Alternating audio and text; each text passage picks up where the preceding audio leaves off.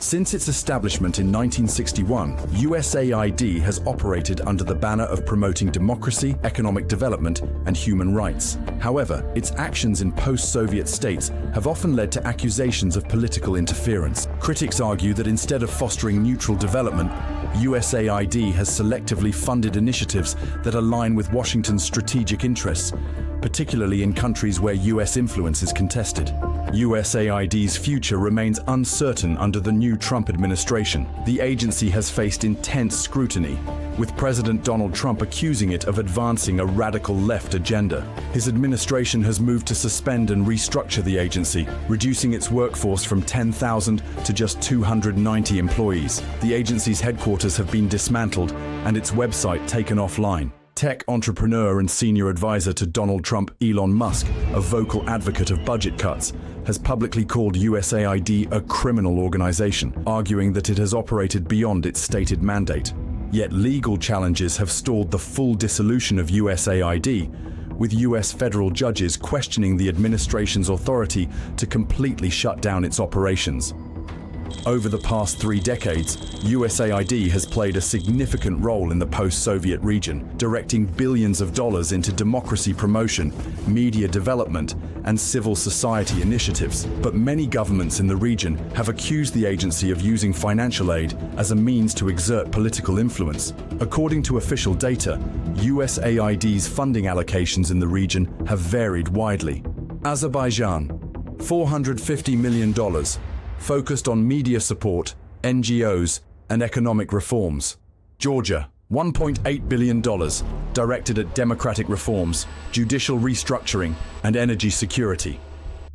Armenia, $3.3 billion, largely for humanitarian aid and strengthening civil society. Ukraine, over $3 billion before 2022, with an additional $16.6 billion granted in 2023 following the escalation of the war with Russia. Moldova, $2.6 billion, primarily for electoral reforms and European integration efforts. Despite its declared mission, USAID's activities have led to tensions with host governments. Several states have either expelled the agency or significantly curtailed its operations. Russia, 2012. USAID was banned for allegedly financing opposition groups and meddling in internal politics. Belarus, 2003. The government expelled the agency, accusing it of funding anti-government protests. Uzbekistan, 2005. Following the Andijan unrest, USAID was forced to leave after being blamed for fueling instability. Turkmenistan, USAID's presence has remained marginal due to strict government controls.